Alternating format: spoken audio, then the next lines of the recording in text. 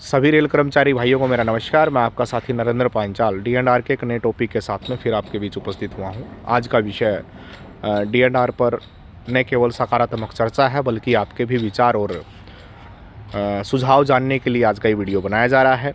साथियों, आज की वीडियो में मैं D&R के एक अहम बिंदु पर चर्चा करना चाहता हूँ और मुझे आपके सहयोग की भी सख्त आवश्यकता है। आप जो भी इस पर प्रतिक्रिया देंगे, सुझाव देंगे, जानकारी देंगे, उसे भी सहयोग के रूप में सम्मिलित करने का काम मैं करूँगा।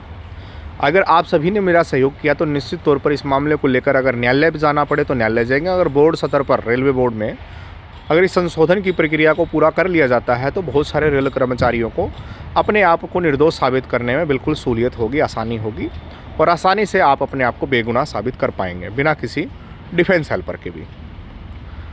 साथियों, आज का मेरा सुझाव ये था कि यदि SF11 या SF5 में जो बचाव प्रतिवेदन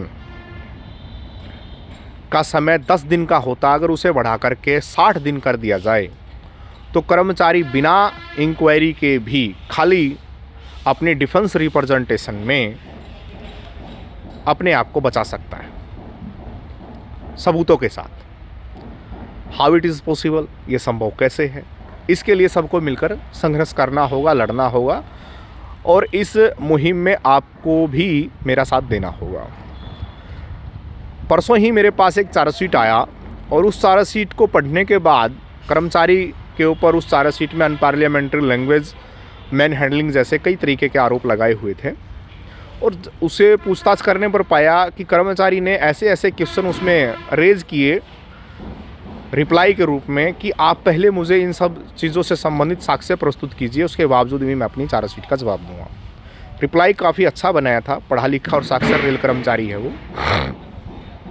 बशर्ते फिर भी उसको 3 साल का इंक्रीमेंट उसका रोक दिया विदाउट क्यूमुलेटिव इफेक्ट। फिर भी मैं उसको गलत ही मानता हूँ। मेरी नज़र में वो गलत है क्योंकि कर्मचारी को बचाव पक्ष का पूरा अवसर नहीं दिया गया और इस तरीके से कर्मचारियों का शोषण, एक्सप्लॉयटेशन करना निश्चित तौर पर रेल अधिकारियों की नपुंसकता का प्रतीक है। यदि वो अपने आप को अधिकारी मानते हैं और कर्मचारियों को सही दिशा में उनका इस्तेमाल करना चाहते हैं तो कर्मचारियों को बराबर उसको बचाव का पूरा अवसर देना चाहिए और जो कर्मचारी मांगता है उसे अपने बचाव में जो भी साक्ष्य सबूत मांगे वो भी उसको प्रस्तुत कर देने चाहिए। खैर, अपने सीधे सीधे टॉपिक पे आते हैं। हम कानून बदलने की ही बात करेंगे। जब हर चीज़ में संविधान में भी संशोधन का प्रावधान है तो फिर रेलवे द्वारा बनाए गए D&R और कोड ऑफ कंडक्ट रूल 1966 में भी संशोधन क्यों नहीं होना चाहिए?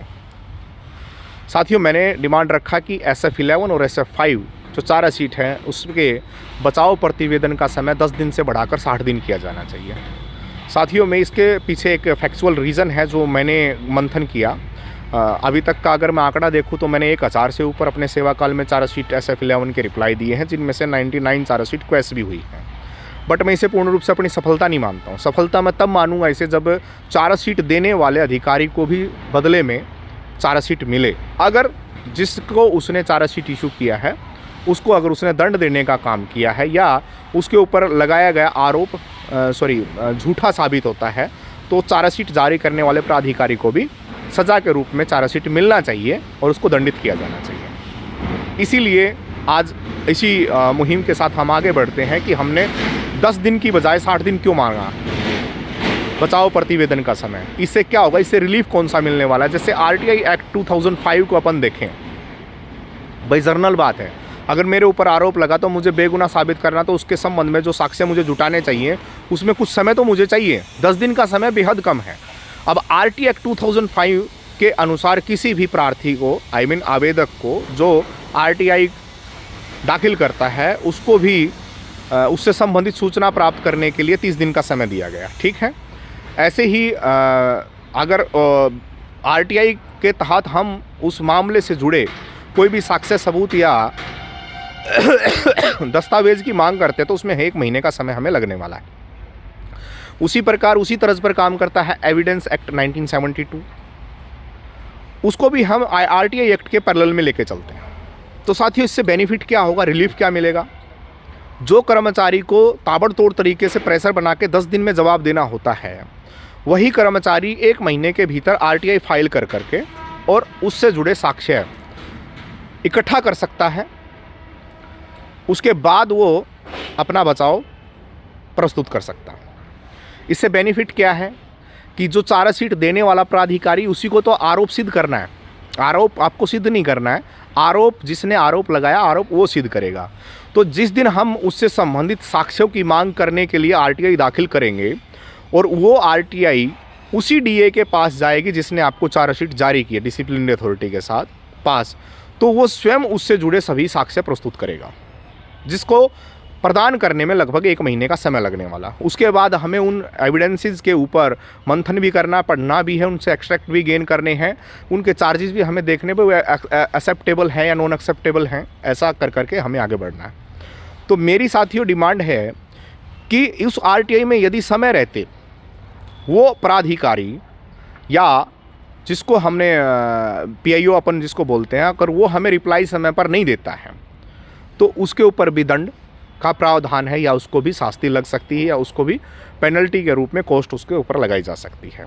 तो इसको आरटीआई से जोड़ना इतना ज़रूरी मैं समझता हूँ कि यदि आप आरटीआई एक्ट 2005 और एविडेंस एक्ट 1972 के साथ जोड़कर और डी&आर 1968 में बचाव प्रतिवेदन SF11 और SF5 के बचाव प्रतिवेदन में लगने वाले समय को 10 दिन से बढ़ाकर 60 दिन कर देते हैं, तो इससे कर्मचारी को एक अच्छा रिलीफ मिल सकता है और बड़ी सूझबूझ के साथ वो अपना जवाब दे सकता है और बिना जांच के भी वो अपने आप को बेगुनाह साबित कर सकता है। SF11 में 99% केसेस में मैंने देखा कभी किसी भी कर्मचारी को रिलेवेंट डॉक्यूमेंट या उससे रिलेटेड एविडेंस या उससे संबंधित शिकायत जो होती है, उसके ऊपर आरोप होता है, वो संबंधित दस्तावेज उसको नहीं दिए जाते हैं, जिनको रिलाइड अपॉन डॉक्यूमेंट बोला जाता है। वो दस्तावेज ना मिलने के कारण कर्मचारी अपने आप को बेगुनाह साबित नहीं कर पाता, और ये एक प्रकार से देखा जाए तो प्रशासन के द्वारा अपनाया गया, रेलवे द्वारा चलाया गया एक गैरकानूनी हथियार है। मैं आप सभी साथियों से दरख्वास्त करता हूं कि मेरी इस वीडियो को सुनने के पश्चात आप अपने अपने सुझाव, अपनी अपनी प्रतिक्रियाएं, अपनी अपने जानकारियां कमेंट बॉक्स में साझा कर सकते हैं। क्या मेरे द्वारा यह जो मांग की जा रही है वो सही है?